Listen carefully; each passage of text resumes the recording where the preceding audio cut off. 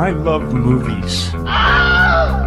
Gosh, I love movies. Here we go.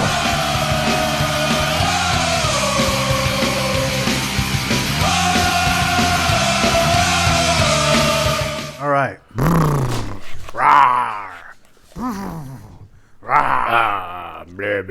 How's it going, everyone? Welcome to the Grindhaus podcast with Dave and Matt. And welcome back, Matt. You have survived the Rona, or the Blue Blonic. Yes. The bubbly guts, whatever you had. I call it the plandemic because it's all a sham, a hoax. It's a bunch of... I saw this video, man, and it blew my mind. This doctor, she got arrested because she found out that vaccines cause AIDS in the 80s. And they were spreading it, so they arrested her and put her in jail. But now the truth can be told, and she's made this video. You got to see this thing if you haven't seen it, man. It'll blow your mind. Oh, well, so I saw a video on the YouTubes as well, and this lady was... there was these two nurses, and they were, dancing, you know? And then they were, checking butts, you know? You should look into it. Yes. That's true. If you're watching our show on YouTube right now, we probably have some much more useful pandemic information playing behind us than any of that plandemic video shit you're probably getting spammed with by your redneck family and stuff all week saying, man, you got to watch this, man. It's gonna wake you up. Open your eyes, man. Here's the most how many people have sent it to you? How many have you gotten? Not a lot of people have sent it to me, but I've seen it on my Facebook timeline a bunch. And the biggest issue there's two issues. The biggest issue I have is that it's largely incredible bullshit. That's number one. And yes, absolutely. Inspires people to be very dangerous. But number two, you could tell that the whole thing was created out of a dad joke. Do you know what I'm saying? Someone sitting around, they were like, planned him.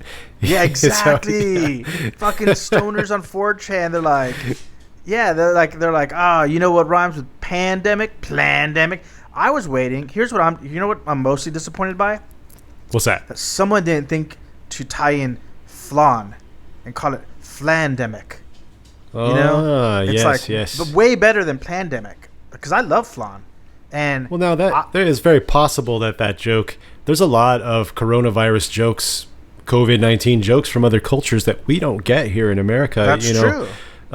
Before it became so serious, my friend told me that he's from Mexico City, and he said a lot of popular memes in Mexico were coronavirus, and it would show an old drunk guy with bottles of Corona. Oh yeah, I mean when it first broke out, before everything totally shut down, Jude and I were in Atlanta, and I got a photo of him holding Coronas, and for that very joke.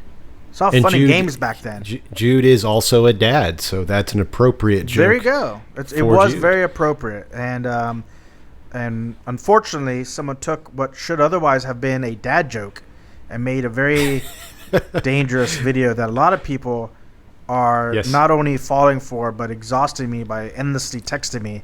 In spite of people like our dads, and probably your dad too, if you're about our age and listening to this. My dad is definitely not. Your dad's a little wiser to this. My dad's a big science guy. He likes truth. So, that's good. Unfortunately, I can't say that for everybody. My dad is a great guy, and I have a blast hanging out with him. But when it comes to this kind of stuff, he tends to like what he already thinks is true. He prefers that kind of news. Well, I think that's what, I don't want to go too far down this plandemic, because we're not doing this show on plandemic. But it's worth addressing. No. Yeah, please don't tune out right now if you think that's what's happening. Because we're mostly just inspired by the Asian nurses that were behind us on the YouTube video. But yeah, I think that's largely what sort of spawns this, right? Is that that people believe what is convenient for them and for what they've already decided they believe in. And any facts that refute it, be damned. They're all conjured up by the lamestream media and Big Farm and George Soros and such and the such. devil. Et cetera, et cetera.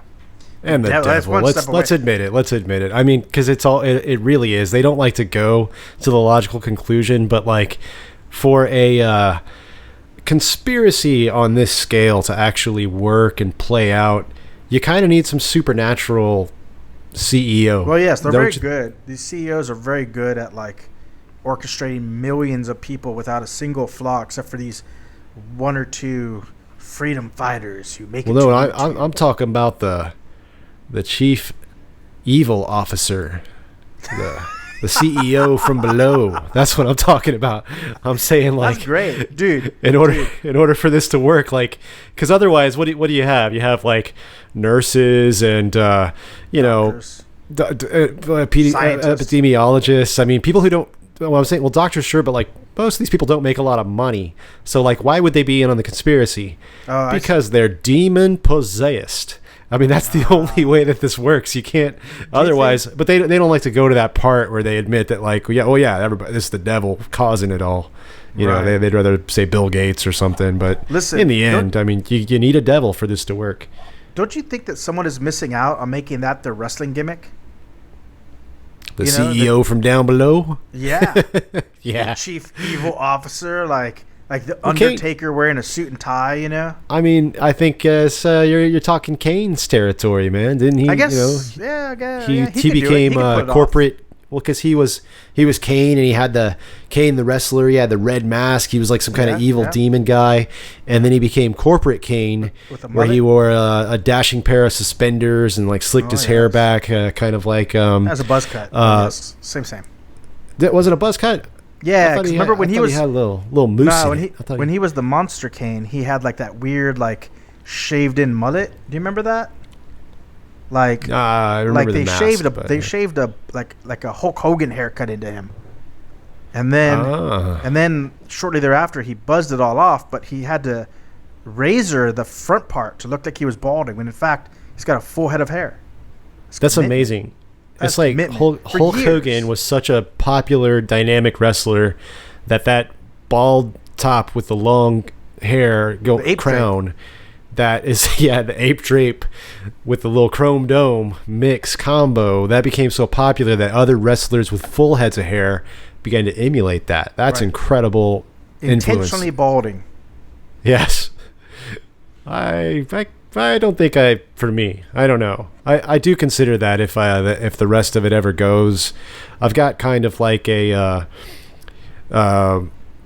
Will Arnett pattern now. Okay, yeah. And so I do kind of figure if the rest of it ever goes, do I grow out the crown? like You Jude know, Law? Do I have the Yeah, Jude Law. Yeah. That's a thank you for that. That's a dashing Yeah. looking Phil male Collins? pattern. Phil Collins, yes. I kind of feel like he was born that way, man. I don't Maybe. think he's ever had anything. No, but other here's than what I that. think. If down the line some more of it goes, I just think you got to go like old school, man. You got to go like Allen Ginsberg. You just got to grow Yes. the beard bigger and the hair, what you got left, longer. Yes, so there'll be just a big bushy head of hair, but some parts will be left out. That the bangs, the bits that used to be there will be missing. Some would say maybe the most important bits. Kind of like happens, sometimes when a book gets adapted to film, or like a comic book or an anime becomes a movie, and they leave out some of the most important parts often. This, And kids, is what it's drives called us a a little segue. crazy. And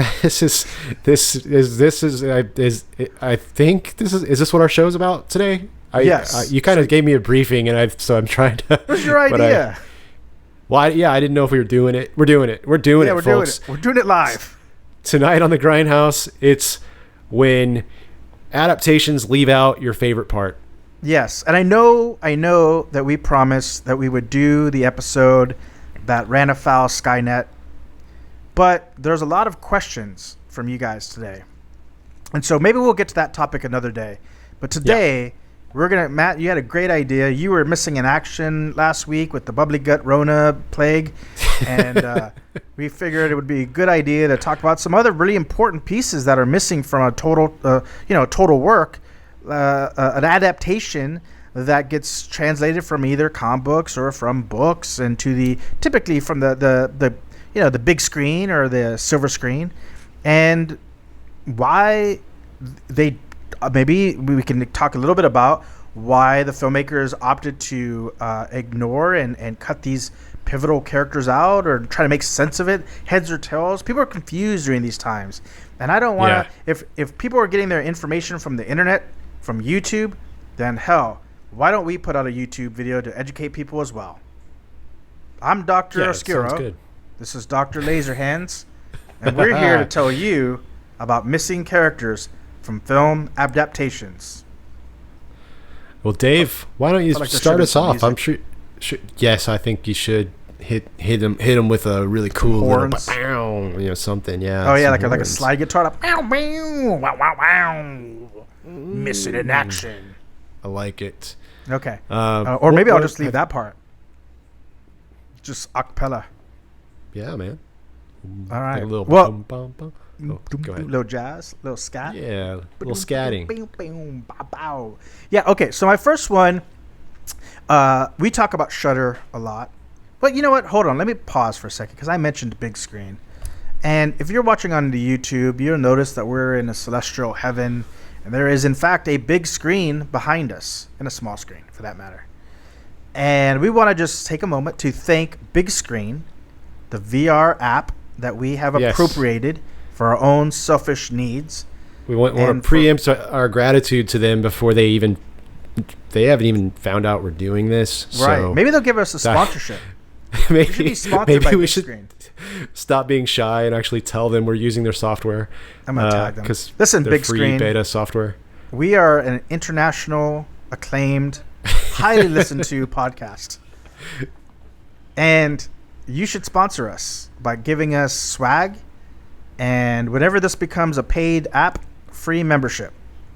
And I will wave my stick until this occurs. Yes. And we'll make cool Grindhouse t-shirts for your avatars we would do that. Hell yeah. That's perfect. So with that aside, shameless plugging aside of our advertisers, my first entry into this sort of missing in action topic is one of the most infamous one. We talk about Shudder all the time and how cool of a series that is, and they have a film series that talks about cursed films, right? Films that have a curse against them. And one of their most popular episodes is, of course, The Crow, in which tragically the son of Bruce Lee, Brandon Lee, was killed during what essentially boiled down to mismanagement of firearms. Yeah. And I think it's fitting that we open the conversation with talking about bunk conspiracy theories on the YouTube. This series gives a little bit of lip service to the conspiracy, but ultimately I think they had some really, they had crew members and people who were there and ballistic experts who kind of explain what actually happened. So you don't watch a YouTube video and think that maybe a Bruce Lee family demon curse is what killed Brandon Lee, but in fact it was negligence on a film set that was cutting corners. But I bring up The Crow not to talk about conspiracy surrounding it, but more about a very obvious omission in the film that's in the comic book, if you're familiar with it, and that is the Skull Cowboy. Are you familiar with the Skull Cowboy, Matt? I am not. You said that term to me last night, and I've been trying to just think what it could be like all day. That sounds so cool, but it is I've only seen The Crow, the films, so I don't know. Well, do you know who Michael Berryman is? Is he a character from The Crow, or was he one of the cast? He's the actor who was most famously on The Hills Have Eyes. Oh, and he has like no hair, fingernails. Is it that guy? Like a cone head thing going. Yeah, that's a condition he's got. It's amazing. Yeah, he doesn't really have much in the teeth department either. Hair, fingernails, teeth. It's a condition. Certain people get this thing. I don't remember what it's called, but he's really made it work by getting into the. I mean, not to say. I mean, he's made it work for him. I'm not saying like if you're an actor with that condition. Horror, it is. Go audition for a horror movie, but he's made it work. He's a spooky looking guy. Yeah, he turned a silver line, much like Danny Trejo. He turned his looks that are very distinguishable into a pretty nice career for himself. Well, he was cast as the Skull Cowboy, which in the comics acts as sort of a guide, sort of a liaison from the spirit world to the Eric Draven character. And his role is noticeably absent throughout the entire film. The reason behind that was because, unfortunately, Brandon Lee died, and they hadn't finished those scenes. Wow. They were able to use a double. Brandon Lee's brother, or was it no? Is his brother? Is a stunt? I guess it was a stunt double. Brandon Lee's stunt double.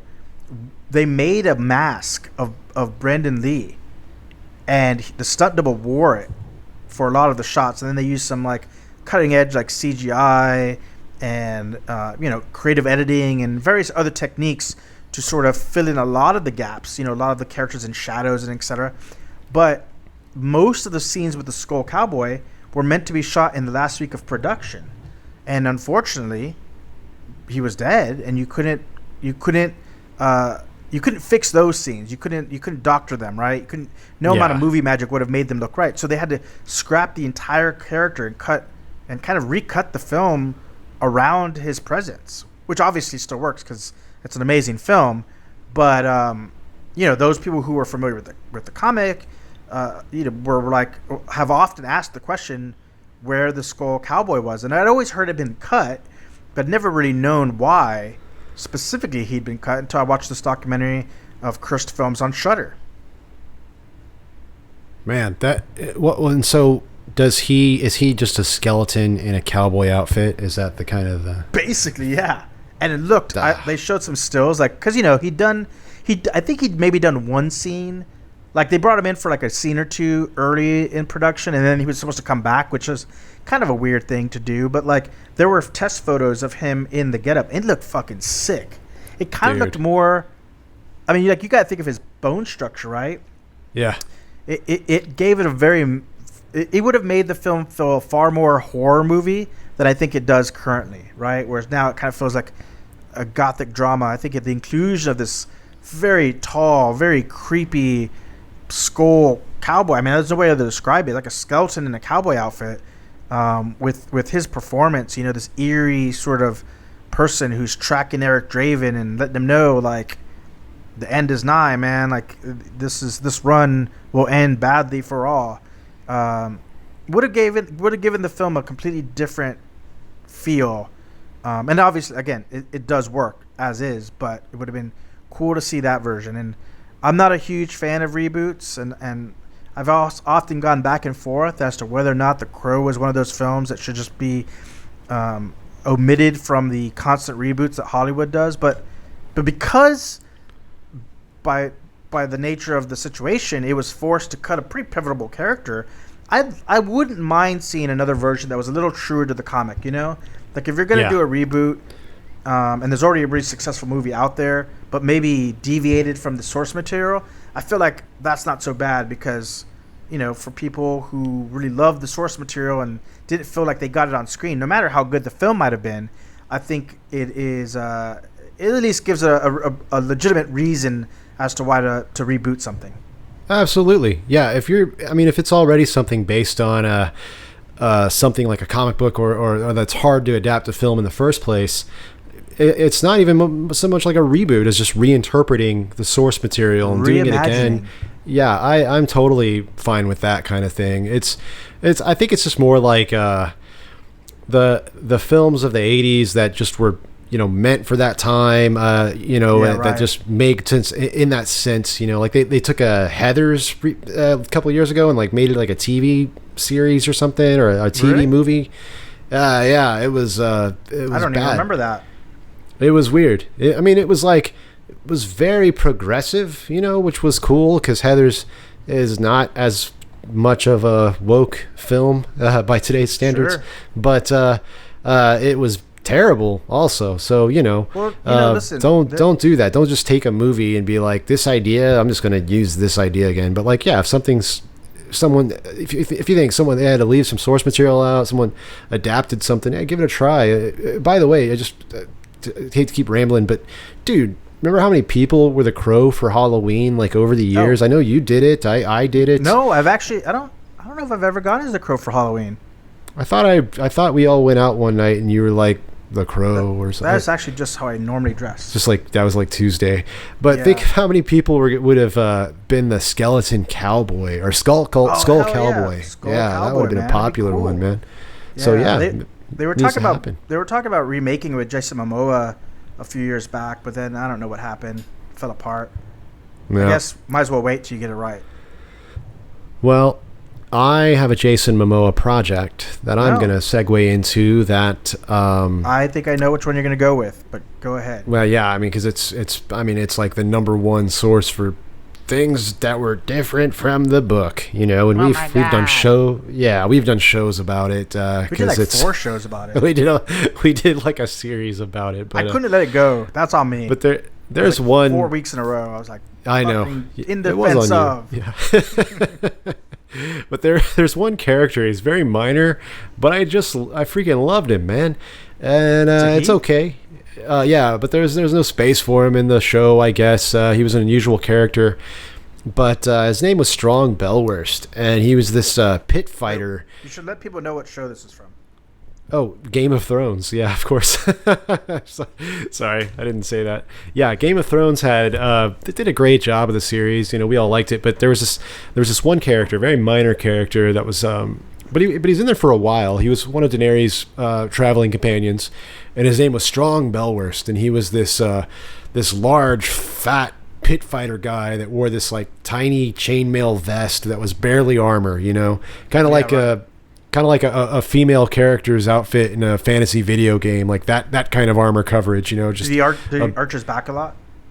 That isn't mentioned in the book, but I'm guessing. But he was a very fat man. I mean, just big, strong, fat man, and he loved to eat, and he was very funny. And I think what it is that we missed out on is there's that scene in the book, or the scene in the show. You guys remember the show when they're outside of the gates of it's been a while, but like the slave city, and you've got all. It's one of the slave cities, not the first one. It's not where she gets her army, but it's when she's on her conquest, right? And you've got they're outside, and they can't get to the gates because there's archers, and the city sends their champion out, right? And he's like this guy on a horse, and he's really cocky. And in the show, who's the name of the guy, the real dashing guy that Daenerys is like kind of has a crush on? But man, I it's forgot. it's been a while.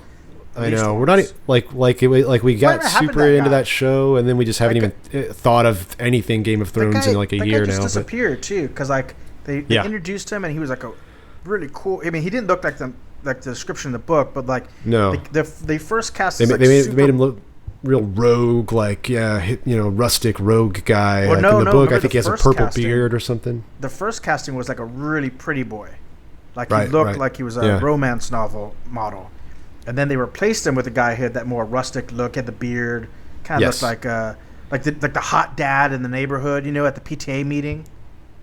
Yeah, I think I know that dad. So, in this scene, it's the scene where he throws the knife and it hits the horse in the head, and the guy falls and dies. Yeah, right. Remember that? There's the champion. He's like, he's being all cocky, and he comes and he's like he's got his sword raised, and he's riding on his horse, and he's gonna hit him, and then a knife hits the horse in the head and falls over, and then the guy kills the other guy, right? And so that was pretty cool. It was a pretty cool scene, I'll give you that. But in the book, giant, jubbly, happy, strong Bellwurst with the tiny voice, man, the big pit fighter guy that is just he's kind of like, if you've ever seen Dragon Ball Z, they had that character Boo, and when they first meet him, he's Majin Buu, and he's like big fat, and he's like all and like kind of silly. Like that's what this guy is. He's like George R.R. Martin basically stole that and put it in his book. And so he goes up. So the champion's on the horse, right? And he's like, send someone to fight me if you got the guts, Daenerys, whatever. And so Strong Bellwurst comes, walking up, all big and fat and silly looking. And the dude's like, oh, easy target, So he goes galloping on his horse, and he's got his sword raised, and he takes a swing, and Bellwurst feigns back, but it's not fast enough. And the sword goes like right across his big giant stomach. and draws a line right across, you know, now he's bleeding down his stomach, you know, but he's okay, but he's bloody, right? Just a flesh wound. So, yes, a flesh wound. So the guy's like, oh, I've already hit him once, man. This is going to be easy, you know? So he turns the horse around. He comes back full speed. And at the same thing, swings the knife, or swings the sword. Belwurst goes back.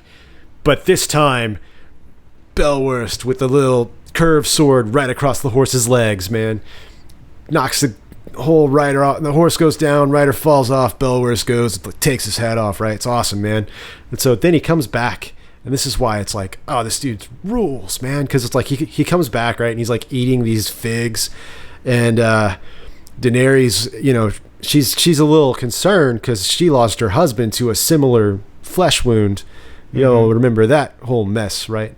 And she comes up to him and she's like, hey, you know, you need to get that dressed. And that's when he like kind of leans back and puts some light on it and wipes some of the blood away. And you can see there's like 100 of these kind of scars all across his stomach. And he's like, I always give him one. And it's just like, that's so freaking cool, man. That is pretty awesome. You know? So like, that was one of the things that I was just like, man, I'm not going to get that scene. Like, he's not here. He'll never be here. And he never but came. What's sad is they could have given it to the other guy. I mean, it might not have had quite the same effect, but you know. Yeah. I don't know, man. Just like a big, bald, Indian-looking dude with like a tiny little like vest on that's just all badass. Like, that's super cool, man. I'm shocked you didn't go with Lady Stoneheart. I wasn't a big fan of Lady Stoneheart, actually. She's just kind of creepy and mean. Yeah. You know me. I like the big fat guy that eats the figs and has fun when he fights. You know, I'm not so much with like, hang everybody, even the children. I'm Lady Stoneheart. I guess that makes perfect sense. Yeah. All right. Well, for my next entry, it's not so much a character. Well, it is a character that's totally omitted, and it's omitted because they basically took the name of this book and made a movie that has nothing to do with it. And that is Max Brooks from World War Z. Did you ever read the book? I've not played the video game, seen the film, or read the book of There's World a video War game? Z. I didn't even know that. It looks pretty good. The book is awesome. So the book takes place. So this fictional writer, I don't know if it's named after the main writer or not, but like he did a zombie survival guide that was very popular, right? Yeah. And he followed it up with World War Z. And in World War Z, it's been 20 years since this zombie apocalypse occurred. And humanity has won, not without some, obviously, some casualties and changing of the way of life. And this Max Brooks is a journalist, and the entire book is composed of him interviewing different people and getting their recanting of different periods within the zombie invasion, right? Some of it's like the night that broke. Some of it's like, you know, a year later, et cetera, et cetera. But it's this collection of personal stories of people who survived this really terrible epidemic that broke out across the world. And it just has a completely different flavor to it when you consider it from that perspective, right? That these are the stories of people who went through this very traumatic event. Whereas the movie does away with, they don't even bother to take the character's name. They created a new character, Jerry, which is Brad Pitt in scarves, running around, typical like disaster film. You know, the moment the plague breaks out, he's got to go find the cure, et cetera, et cetera, et cetera. And it's, I guess, entertaining enough for a popcorn film. But man, I just felt like they could have made a really poignant movie.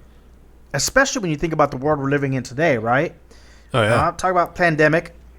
I'm talking about real life people who are going through this. And could you imagine if a movie took this real life event and they interviewed people from China, people from South Korea, people from America, people from Italy, and really got a sense of like what it was like to go through this pandemic, right?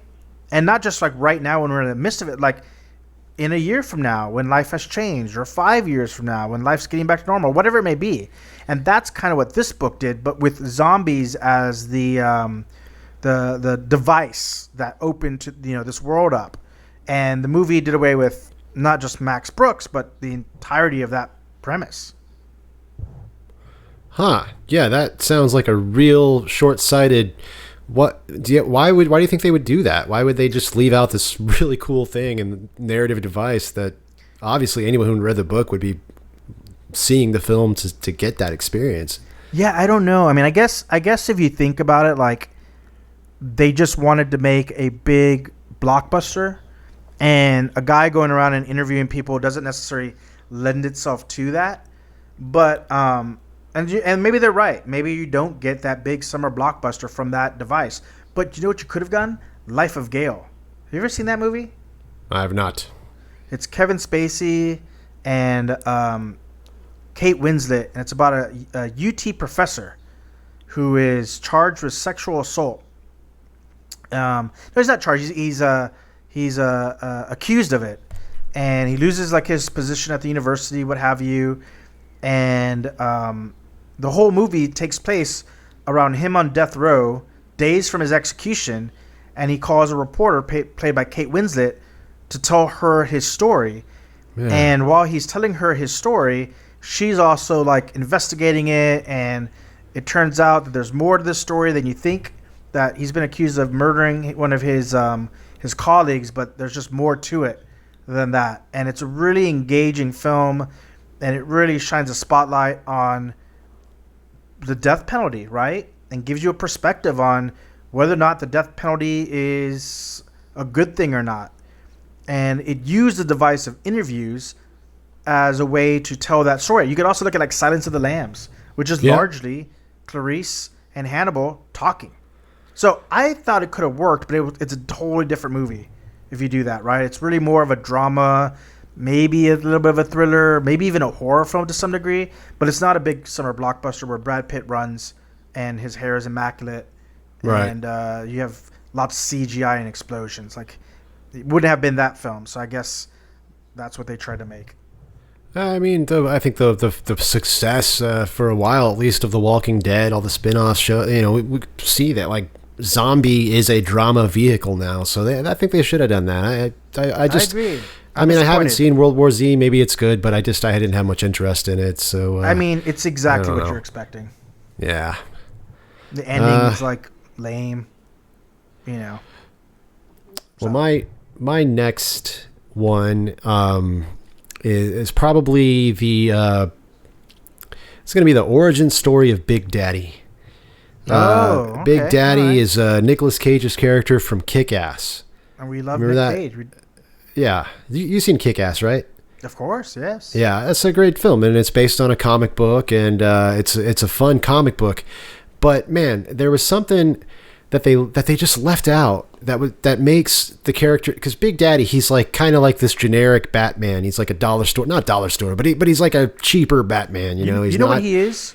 Do you remember The Dark Knight? Yeah.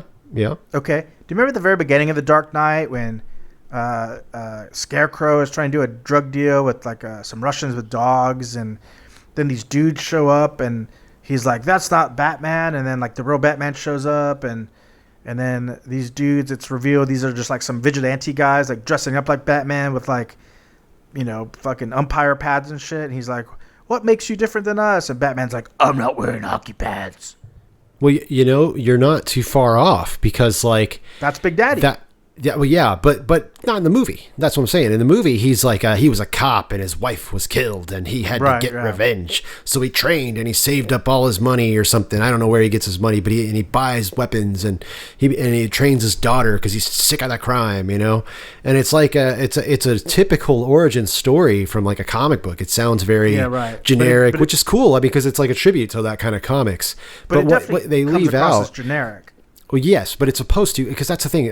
What they leave out is that in the comic book, it's even more of a tribute. It goes even deeper, you see, because like his origin story of like being an ex-cop and tired of the crime, and then they took my wife and I had to get revenge. All that stuff that would come from like a comic book of the 50s or 60s.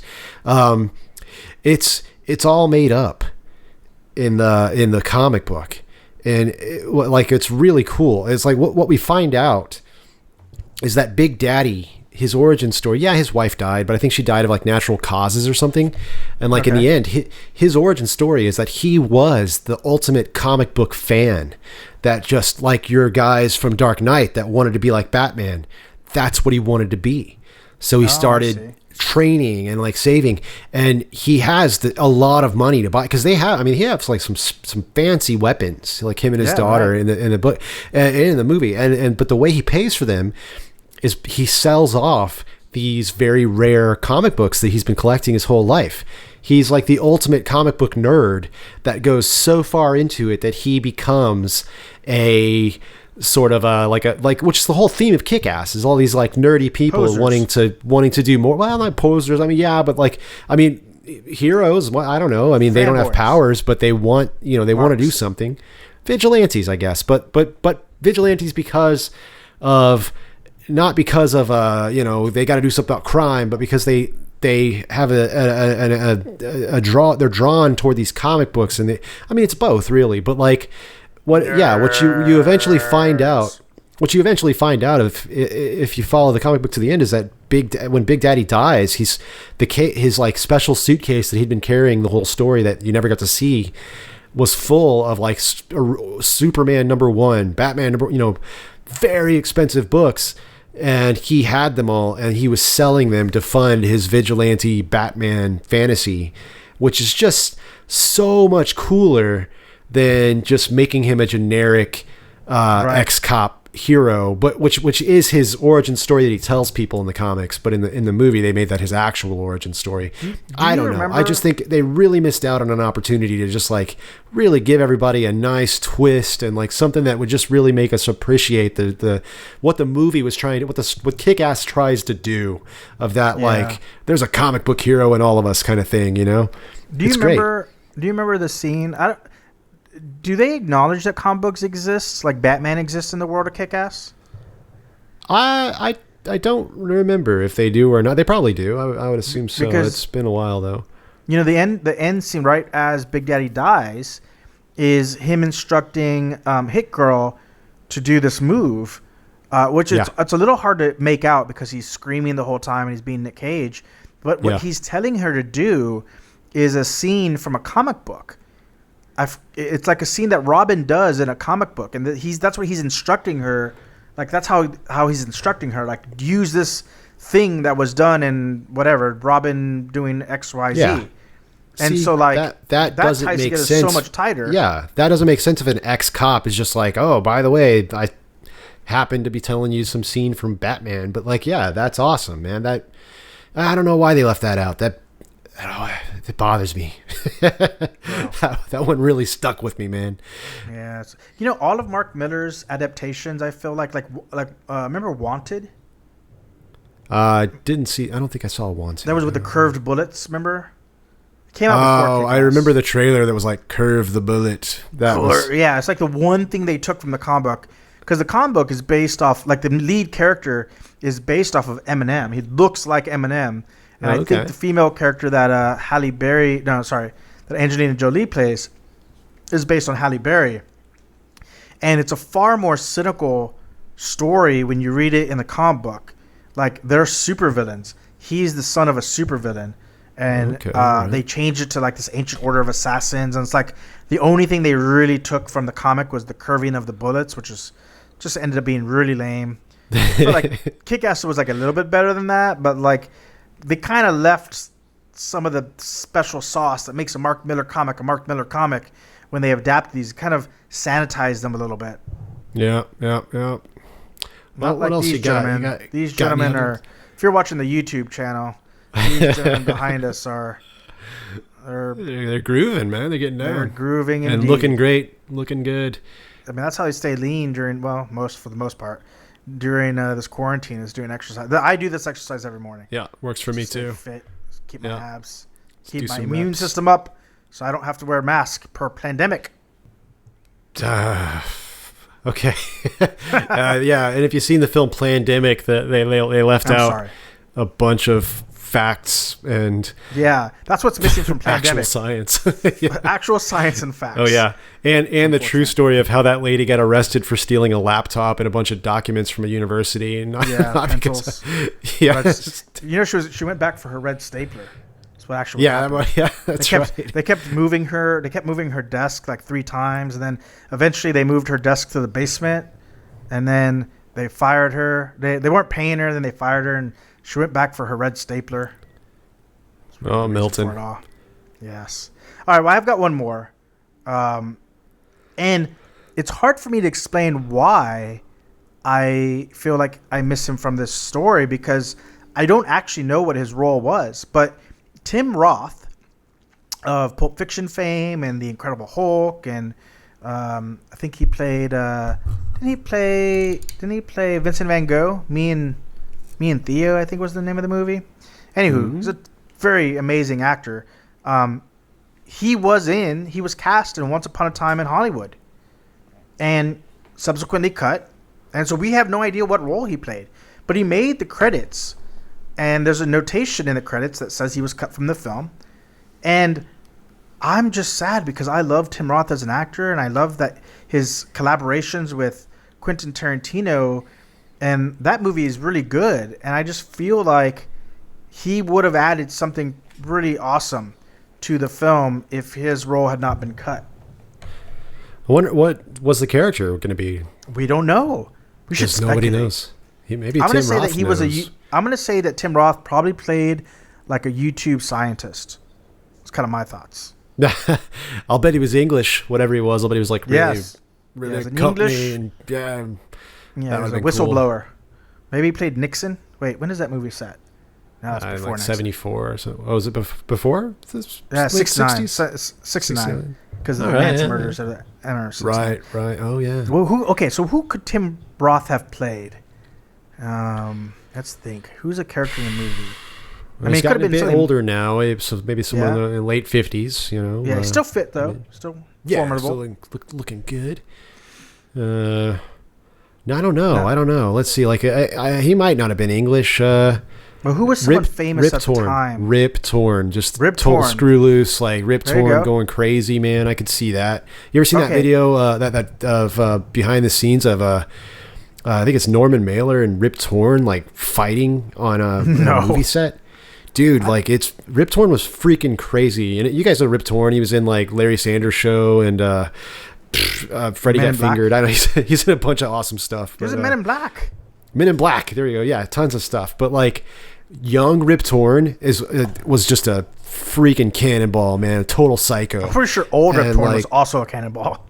He probably was, but he had this idea. There was this scene where like Wait, wasn't he in Dodgeball? his character was supposed to get in a fight. I don't remember what the film was called, but like his character was supposed to fight with Norman Mailer, and Rip Torn took a hammer and like hit Mailer in the head, like for real. In real life? Yes, because he just knew that Norman would That's a shoot, understand. brother. Like he knew he would understand that like the shock on his face would just make that scene so much better, and he knew Norman would just want the movie that because he got bad hit that by like a fucking hammer. yeah, he went nuts, dude. I mean, and it was like a kind of a indie film of the time that Norman Mailer was making, and like so his family was there, like his children were on set and stuff. And he's like, I mean, he's sitting there bleeding after this, and they get in a fight. I mean, now Rip Torn is trying not to fight because he's trying to explain, like, no, you don't understand. I had to hit you with a hammer. So they kind of get in a fight. And then Mailer's just saying, like, dude, I'm bleeding all over my face. My children are over there crying. They're afraid. And Torn is just like, ooh, baby, no, listen, you gotta hear me out. Woo, woo. Like, he's just like totally weird, dude, like on some cocaine. I don't know what he was thinking, but yeah, that happened. So, but he got better. And he was a real treasure, man. Rip Torn. So Tim Roth could have totally done that. Wasn't he the guy in the wheelchair from Dodgeball? Wasn't that Rip Torn? Yes. What was his name? That was great. Pappy? I don't remember. I wasn't Pappy. I don't know. That. Lucky? Jimmy? Could it be? Tommy? Bro, I don't know what Fucci? is it. Who knows? I'm wearing a But he beret was- now because I am Fantastic. an intellectual. You've changed. Well, All right. Well, I don't have any other ones. Do you have any other? just Actors, the big one, characters? because it's coming back to the movies. I think we've discussed this before, but Dune, they're making a new Dune. It's coming back again. Yeah. And I hope this time that they well, for one, leave something out from the film. Oh. There's something that was in the film that we don't need. David Lynch added it. We don't need it. And that's those sound weapons. Remember that? The whole yeah. those, we don't need those. That's not a thing. That's weird, and it doesn't even make sense. There's a reason that real life has no weapons similar to that. Nobody's even researching it. Just don't need it. Okay, but one thing I would like to see them include is the whole concept of Paul not being the good guy, the accidental Messiah, the danger of it all, the jihad. I mean, like billions of people die in the wake of Paul Atreides' rise, and like the film just treated it like he's here to save the universe. He's Flash Gordon in a darker. He's goth Flash Gordon. He's not. He's not. He's not. He's like super. I mean, he's not evil. But that's the thing, man. You don't have to be totally evil. Like, yeah, you get enough power, and you just have to be not that skilled at being perfect, and billions dead. So like, I think that's since that was the. Frank Herbert had this whole. He wanted to make a story that said messiahs should come with a warning label, and that's the whole purpose of Dune. Man, that should have been the tagline. That's what I'm saying. And the film just left it out completely. So please, this time, the point of Dune should be in the movie. That's what I'm trying to say. The moral of Dune. Please include it. Saviors come with a warning label. Yeah. Well, listen, I think the new Dune remake's in good hands, so we can at least be optimistic and hope for the best. No, I'll go see it. I'm looking forward to it. It's a great cast. Yeah, I'm already fantastic. excited.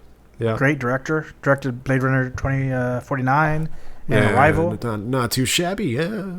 I mean, I think you couldn't have it in better hands. Well, Matt, lots of people missed you, and so we have a lot of questions to get to. If you want to let the audience in and spend some time going through the mailbag.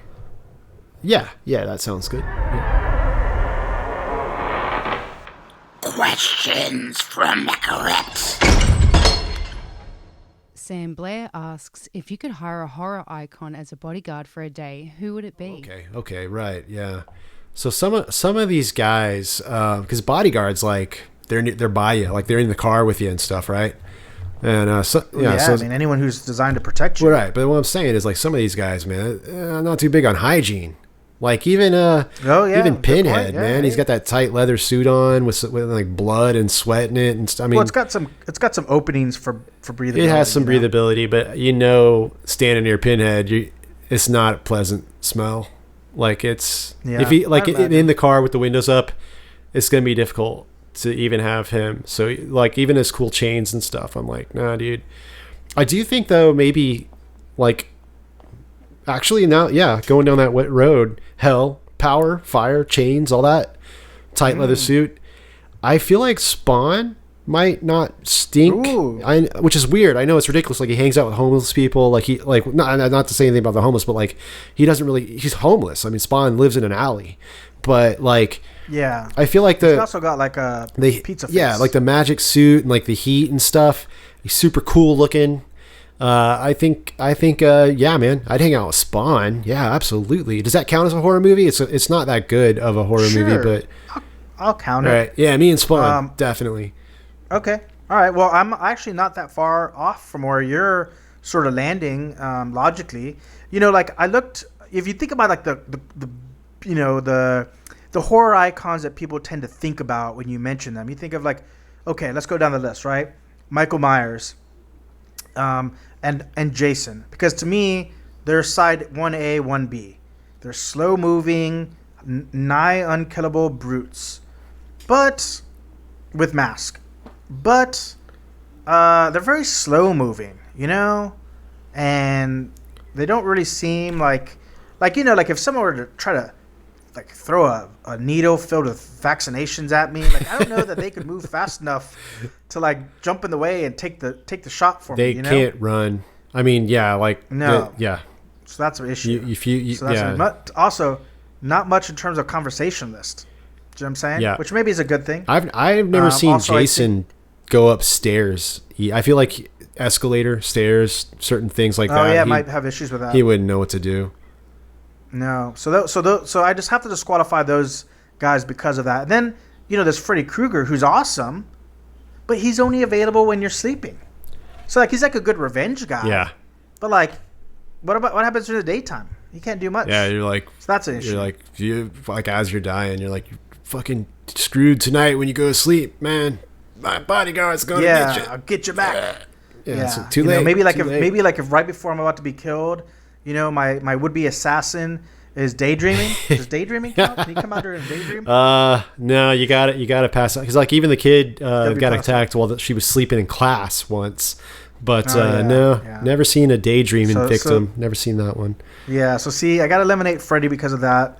I was thinking about some other mystical people like a Chucky from Child's Play or the Leprechaun from the Leprechaun.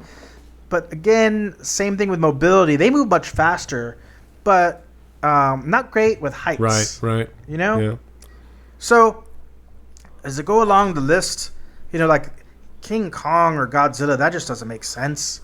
So I think that I'm going to have to go with one of the most classic and iconic horror villains to be my bodyguard, and that is Satan.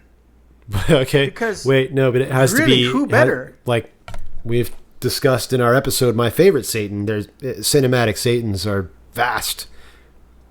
Yes. Which Satan are you hanging out with? I'm gonna go with the Satan from Constantine. Oh, he won the favorite Satan award in that episode, so he did still agree with you. Because I feel like I could get a bot. Like, first off, he wears a suit, and we all know bodyguards got to wear suits, right? So very stylish. We could go into a nice restaurant. I'd have no worries getting a table. I got my beret on and my little fancy goatee. He's got his white suit. Yeah, no issues. That's right. Dress code. Jason and Michael, dress code issues constantly. He doesn't wear shoes, so I guess that could be. But I think that he'd come around. Oh, no. There is something to that. Barefoot people are sneaky. You can't hear them coming. Oh, that's true. Very no quiet. Shoe sound. Yeah, sneak right up on you, man. Sneak up on you. Yeah. Plus, he's the freaking devil. So, he's got that my bodyguard kind of works for your bodyguard. Like maybe it's like a Blackwater kind of organization that the CEO from below, like we said earlier. CEO from below. It all ties back together.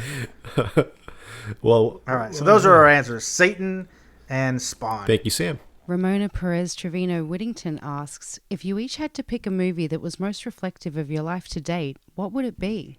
Okay, I have to answer this carefully because Ramona's my wife. So she's included in this movie because... Answer carefully, sir. This was a trick. Yeah, she kind of paraphrased it to me earlier, and I didn't... Wait, does she listen to the show? Every once in a while, but I didn't I didn't know maybe not that it was like my life. I thought it was just life, and I was gonna talk about this film Fido, where this boy gets a pet zombie, and it's like his dog, but it's a zombie. It's not a dog, it's a guy, but yeah, that would make it sound like she'd be like, which one of us is the dog zombie and which one of us is the little boy? And then, I don't know. Okay, so you should be the dog zombie.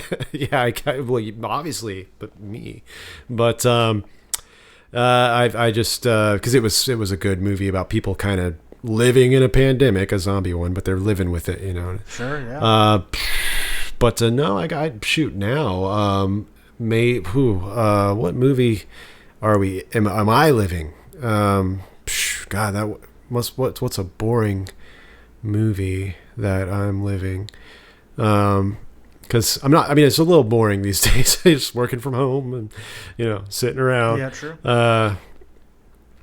Is there a movie about like people that don't leave their house and stuff? At Grey Gardens, I suppose those women don't leave their house and they dress. The Aviator. We'll go with Grey Gardens because Ramona and I we have been spending a lot of time at the house, and it has led to some very fun and innovative outfits. We're getting really creative. Some of the hairstyles she's been doing have really just, dazzling looks, but also kind of hilarious because like we're trying to be funny, you know, like we're just putting together like ridiculous outfits to work from home in and stuff. Yeah. But I think we're also learning some stuff. I'm gonna be wearing a lot more denim above the waist when we come out of this. I'm telling you now. Right. I'm telling you. The old Canadian tuxedo. That's right. So let's go with the documentary Grey Gardens about those two screwy women from the Kennedy family or the Onassis family or whatever that was. That's us. All right. Well, how about you? What have you got? All right. So I think I've mentioned my pick before, but it's going to be Last Days by Gus Van Sant. Oh yeah. It's a story. It's a story that's very, very obviously based on Kurt Cobain's final days, but the whole movie up until the very end is just what's the actor's name? How did I just blank on his name all of a sudden? I believe it's something like Manley Banggood, something like that. Well, it's very close, but it's like the whole time it's Michael Pitt who essentially is playing Kurt Cobain, just sort of walking around his house in an old bathrobe and eating cereal and lounging around. Like he does nothing and hardly speaks the entire movie. Yeah. And let's be honest, that's pretty much what most of us are doing now. So I think Last Days is an appropriate film for me to say kind of currently reflects my life. Sounds about right. Matthew Manning asks, why are theatre floors so sticky? They don't taste sticky. Well, I have an answer for this. What have you got? See, I watched a YouTube video, and the reason that theaters' floors are sticky, even though they don't taste sticky, is because the Illuminati and Hollywood and Pizzagate is trying to get you to stick around the movie theaters so you spend more money and digest their Hollywood pedo propagandas. Oh, wow! Mind blown. Yeah, that was. They're literally. I'm gonna wave my nub around. They're literally trying to stick you in place so that you. It's kind of like, you ever seen A Clockwork Orange? Of course, great film. It's like that. Trying to brainwash us by sticking our feet to the ground. Oh my God, I have to. A Clockwork Orange. Why didn't we think of that? That's the one. That's the main one that they left the most important thing out. What's that should have been in the show. Is it? It still is in the show. It's in the show now. So we're still doing the show in the now. Show. What? The ending of A Clockwork Orange from the book. Anthony Burgess, whatever I think was the author. His original ending, the one that was even left out of the book, the American release of the book didn't even have this ending. But the real ending, it ends with Alex. He gets out of prison, he goes back, he starts a new gang. Right? He's a bit older now. He's like in his early 20s. His gang's not. They're kids from the neighborhood, so they're all like 6 years younger than him. Because he's like 16 in the book, which that's fine. He looks older in the film, but yeah, all of his new gang is like they're still teenagers, and he's a young adult now. And he sees Pete, who was kind of like the less threatening member of the gang. He sees Pete in a cafe, and Pete has a wife and a baby. And he's whoa, hey Pete, how you been, man? And he goes and he starts talking to him, and he's still talking. Not Pete now. Alex is still talking like he did 5 years ago. He's still, he hasn't changed at all. Meanwhile, Pete is obviously very different. He's got this like he doesn't speak with all the slang anymore. His wife is very beautiful, and she's thinks Alex is hilarious. That the way he talks is like funny to her. And sure, yeah. So he after this interaction, he spends out there on the streets. He goes back to gang life, and he's doing the stuff that they do, and he's super bored. He's so bored with it, and he starts thinking about Pete and that night that he saw him at the cafe, and he's like, "That's what I gotta do. I gotta like meet a woman and get married and have a kid, because that would be." He's got to choose life. Yeah, Train Spotting took the ending and did it. But yeah, he's like, I gotta go be an adult. Like, I would be so much better than what I'm doing right now. I'm so bored because I'm just acting like a kid. And that's the whole point of A Clockwork Orange. It's about displacement, in the youth and all that. But like, That's the thing. You grow out of it, man. You grow up. You change. People change. And it was something about, something about us as Americans, I guess, or like a film audience. They thought we wouldn't like that ending. They thought, no, he needs to stay like the shitty punk he always was and just stay that way. And that's the good ending. That's what people like. But I think Danny Boyle proved that that's completely wrong. Yeah, totally. Trainspotting, man. The idea that that he was going to go out and be just like us and have his fucking 2-car garage and all that was great. But like, yeah, Clockwork Orange did it first, man. And they did it really well. And not only did they leave that out of the film, they left that out of the American release of the book. That's so weird. Well, so to answer your question, Matthew. The Illuminati is trying to keep you stuck to the ground so that you can get more propaganda and Clockwork Orange, the American release, really failed to deliver the poignant message of the original novel. Yeah, just like the American release of A Clockwork Orange, movie theaters want you to stay where you are and be stuck. No, what are we doing? We're talking bad about movie theaters. We love movie theaters. We do love movie theaters. No, the reason why it doesn't taste like soda and candy on the ground is because that stuff grabs the dirt off people's shoes, and so you get the dirt layer. So when you try to score some of that free candy off the ground, you're getting shoe flavor instead. That should be obvious to you. What's the next question, Matthew? That should be obvious to you. Okay, moving on to the next question. Adrian Witchman asks, in filming a series either for TV or Netflix, is it filmed chronologically or is it filmed on a needed basis? This is for you. I have no idea. How is Netflix made? I don't know. So traditionally, it really varies. It used to be, and maybe it still is on certain network television, that you shoot an episode a week, right? And the reason they're able to do that is because they mostly shoot on sound stages. Nowadays, where movies are far more on location than they've ever been before, usually what you'll do is you'll shoot like in blocks. So, for example, like you might shoot 2 episodes with one director simultaneously, and the scenes that you decide to shoot on any given day at any given location will cross over those 2 episodes in that block. So let's say you're at a bank, right? And you've got a scene in episode 1 in a bank, you got a scene in episode 2 in a bank. You shoot both of those scenes on the same day at the same location to minimize cost. But then the next block will bring in a new director, and if you got a bank scene, you got to go back. So it's kind of a split. We call it crossboarding, which is to say you shoot scenes in a crisscross manner, not in a linear manner, and it sort of varies. But generally speaking, we shoot in blocks, and we crossboard within those blocks, but not outside of those blocks. How about that? Well, there you go. I did not know that. Get some hair out of my face. Okay. I'm back. Yeah, you just turned into a headset and then turned back into a body. So, yeah, that's what should I be concerned about you?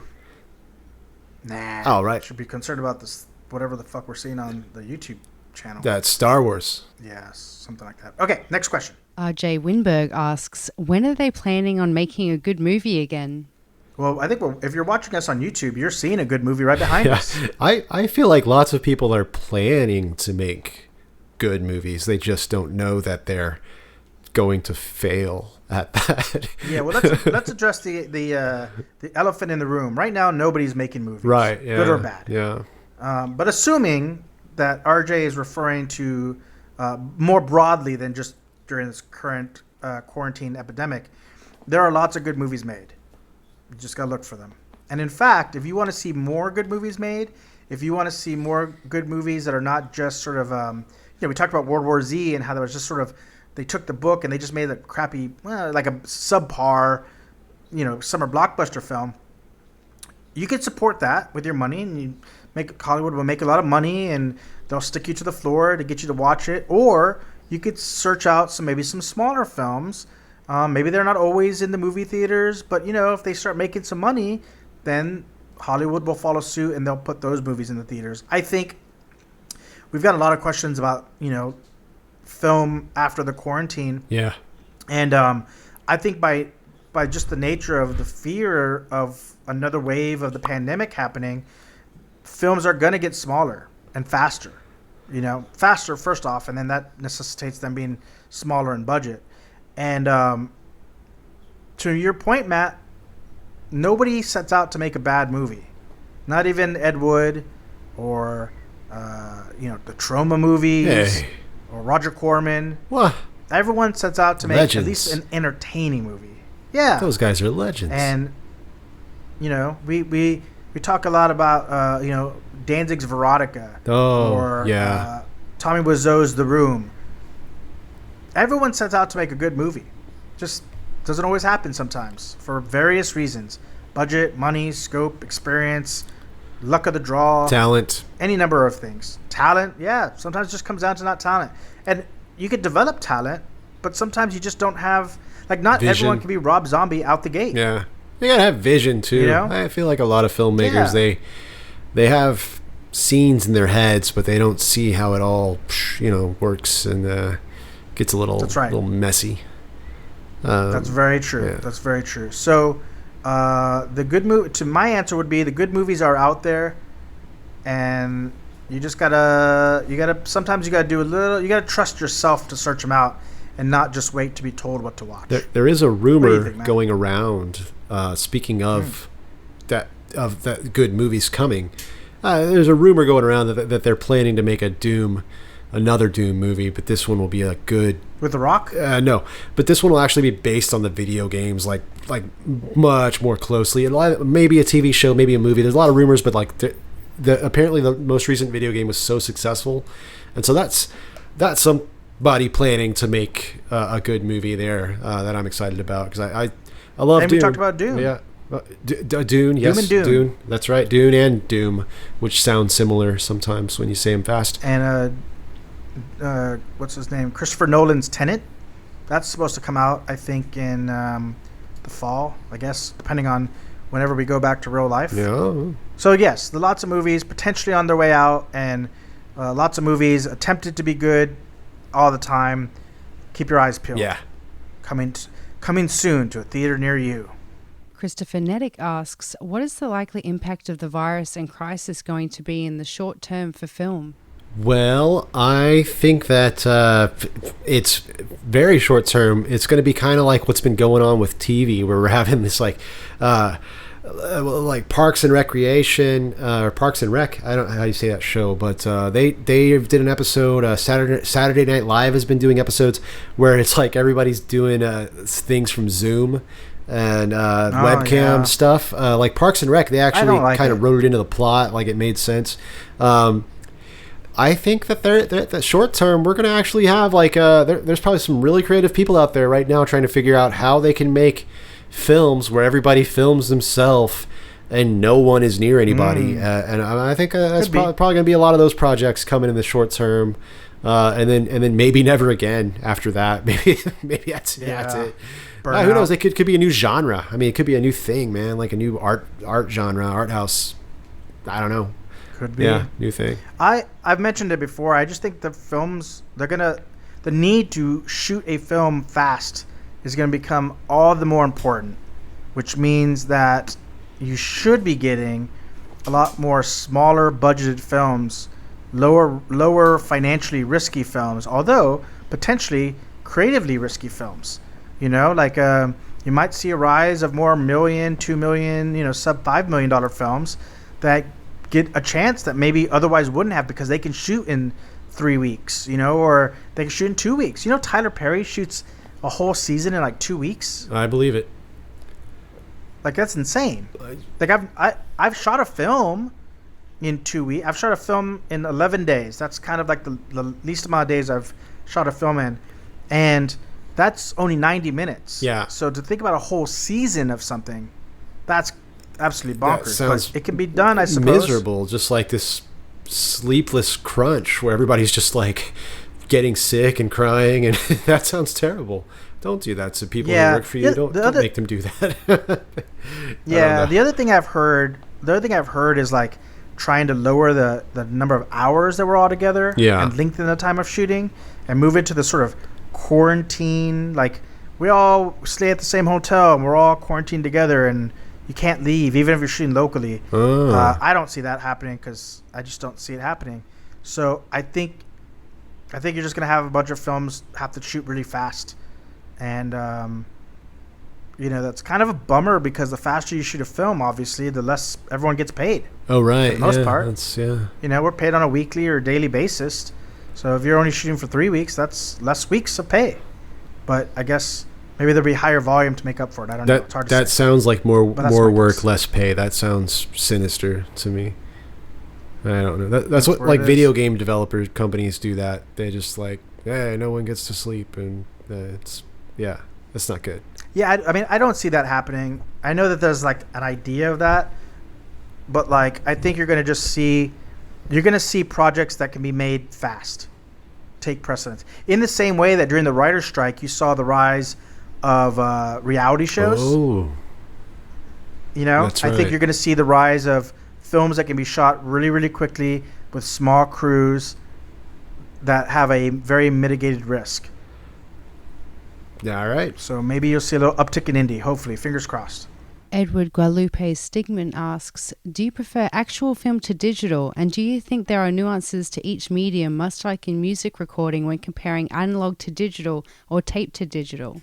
Well, first off, what's up, Ed? That's a friend of mine. What up, Ed? You all know Ed. He's a good guy. Ed, I gotta say, I probably do prefer film, man.